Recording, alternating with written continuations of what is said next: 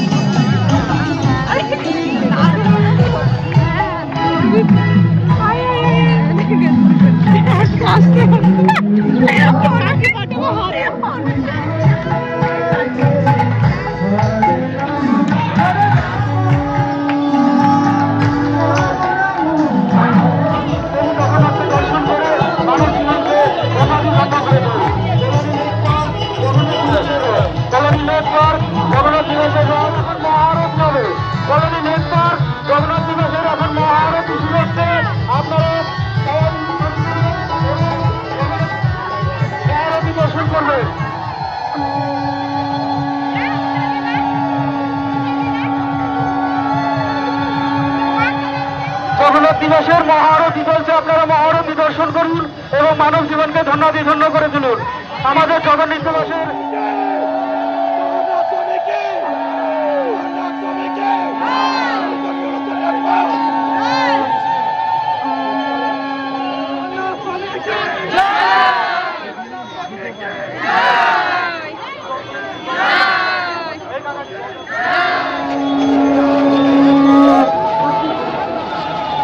গড়িটাকে চওড়া করুন, গড়িটাকে চওড়া করুন, গড়িটাকে চওড়া করুন।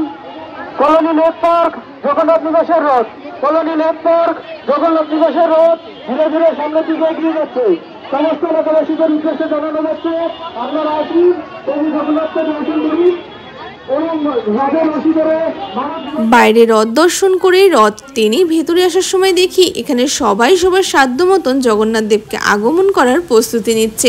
তো এখানে খুব সুন্দর করে রঙ্গোলি আঁকা হচ্ছিল, আর এদিকে দেখো খুব সুন্দর করে প্যান্ডেলও করা হয়েছে। চলো এবার ভেতরে গিয়ে তোমাদেরকে প্যান্ডেলটা দেখাই। এটা হচ্ছে প্যান্ডেলের মেন গেট, আর এটা হচ্ছে মেন প্যান্ডেলটা। শুধু দেখো কত সুন্দর করে সাজানো হয়েছে, শুধুমাত্র এই 7টা দিনের জন্য এত সুন্দর করে এরা আয়োজন করে না, দেখেই মনটা ভালো হয়ে যায়। চলো এবার তোমাদেরকে ভেতরটা দেখায়। ভেতরে না অনেক মানুষ বসার মতন ব্যবস্থা করা হয়েছিল। এরপরে বোধহয় নাম কীর্তন হবে, আর মাঝে ওই জায়গাটা যেটা দেখছো ওখানে জগন্নাথ দেবদের বসানো হবে। এখান থেকে বেরিয়েই হয়েছিল মেন কেলেঙ্কারিটা। লাস্ট 2 দিন বৃষ্টি হওয়ার জন্য মাঠে জমেছিল ঠিক এই রকম ধরনের কাদা, মানে হাঁটাই যাচ্ছিল না, আমি দোকানগুলো ঘুরে কি দেখবো। তো এখানে বহু ধরনের দোকান ছিল, মেনলি মেলাতে আমরা যেরকম ধরনের দোকান দেখি সব কিছু তোমরা এখানে পেয়ে যাবে। তো এখানে অনেক বেশি ছিল হচ্ছে জুয়েলারির দোকান।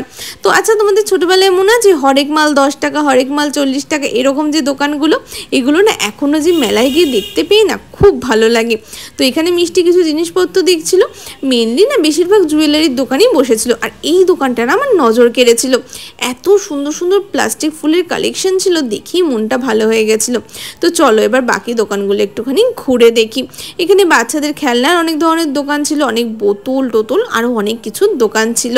আর এই দেখো এখানে আচারের দোকান আছে, আর প্রত্যেকবার মেলায় গিয়ে আচারের দোকানের সামনে আমি 1 ঘন্টা দাঁড়িয়ে থাকি। তারপর সেই ছোটোবেলায় মায়ের বকুনি দেওয়ার কথাটা মনে পড়ে, তারপর আর আচারটা আমার কেনা হয় না। তো এবারও সেই রকম ঘটনাই ঘটেছিল। জানো তো এই রথের মেলায় না বড় নাগরদোলনা, ব্রেক ড্যান্স এইসব খুব একটা আসে না। এবার মেনলি এসেছিল এই নৌকাটা, ড্রাগন ট্রেন, আর বাচ্চাদের জলের মধ্যে খেলার একটা অ্যাক্টিভিটি ছিল। তো এই সব কিছুর প্রতি একজনের কোনো ইন্টারেস্ট নেই, মেন ইন্টারেস্ট তার হচ্ছে বন্দুক দিয়ে বেলুন ফাটানোতে, আর সে ফার্স্টেই এসেই দোকানের সামনে দাঁড়িয়ে রয়েছে। তো আমরা ভাবলাম আগে তাকেই সেই দোকানে নিয়ে যাওয়া যাক। তো এখানে আমরা সবাই বলে দিয়েছিলাম কোন বেলুনটা ফাটাতে হবে। তো মিষ্টি এখানে বলে দিয়েছিল যে ওই বেলুনটাই ওকে ফাটাতে হবে। আর ও যখন ওই বেলুনটা ফাটিয়ে দিয়েছে, মিষ্টির তো আলাদাই এক্সাইটমেন্ট। তারপরে আমাকে বলেছিল তুই এবার একটা বল, আর আমি বলেছিলাম এই হলুদ বেলুনটা ফাটাতে হবে। আমার বলার সঙ্গে সঙ্গে হলুদ বেলুনটাও ফেটে গেল। তো সেটা আমাদের আলাদাই আনন্দ।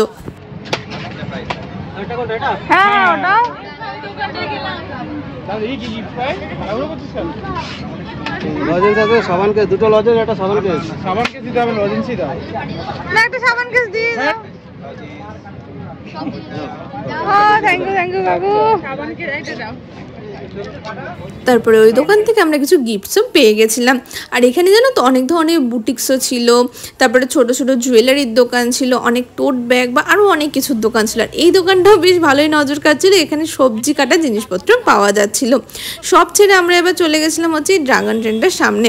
তো মেনলি প্রথমে ভাবছিলাম একটু উঠবো, তারপর ভাবলাম যে না থাক, আর উঠে কাজ নেই, কারণ ছোটোবেলায় না খুব বায়না করতাম মায়ের কাছে এই ট্রেনটায় ওঠার জন্য। উঠেও না সে আলাদা লেভেলেরই আনন্দ পেতাম। আজকের ওয়েদারটাও ভীষণ সুন্দর ছিল। খাবার দাবার এখানে অনেক কিছুই ছিল, বাট সত্যি কথা বলতে মেলা থেকে আর কিচ্ছু খাওয়ার কোনো ইচ্ছা ছিল না আজকে। তো সেরকম কিছু খাইনি, বাট রথের মেলায় এসে পাঁপড় ভাজা না খেলে জগন্নাথ দেব পাপ দেয়, ওই জন্য খেয়েছিলাম একটা পাঁপড় ভাজা। আর যেখানেই যাই না কেন আমাকে একটু ফুচকা না খেলে আবার সব ঠাকুরই আমাকে পাপ দেয়, তো একটুখানি ফুচকাও খেয়ে নিয়েছিলাম। ফেরার সময় এখানে দেখছিলাম জগন্নাথ দেবের প্রসাদ পাওয়া যাচ্ছিলো। প্রসাদটা যখন খিচুড়ি আলুর দম হয়, আর কেউ দাঁড়াক না দাঁড়াক আমি সেখানে দাঁড়িয়ে যাই। তো এখানে 2 ধরনের পার্সেল ছিল, আমি যে ছোটো 50 টাকার পার্সেলটা ছিল তো সেটা নিয়ে নিয়েছিলাম। তো তারপরে চলে যাচ্ছিলাম হোস্টেল। আর যাওয়ার সময় দেখি এখানে সব ভক্তেরা কি সুন্দর দেখো নাচানাচি করছে।